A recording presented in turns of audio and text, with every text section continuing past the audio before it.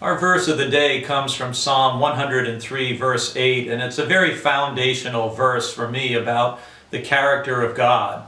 The psalm says that the Lord is merciful and gracious, slow to anger, and abounding in steadfast love.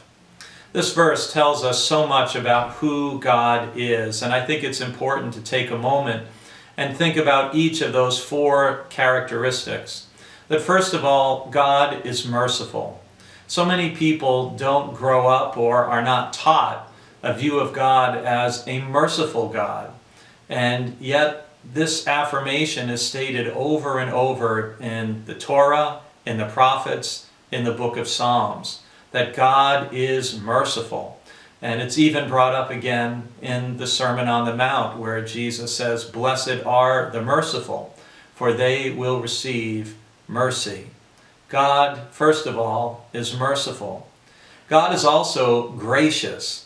And part of grace is that it's unmerited or undeserved favor. And so God is always extending grace to us, even when we don't yet know God. God is being gracious to us. The fancy theological term is God's prevenient grace, which means that God's grace is going before us even before we know or believe that God even exists. The psalm also tells us that God is slow to anger. And this is important to understand too, because so many people have a view of God as being vindictive and judgmental and very quick and wanting and ready to punish us. And yet the psalm tells us that God is slow to anger. God is much slower to anger than most of us are. And for that, we can be thankful.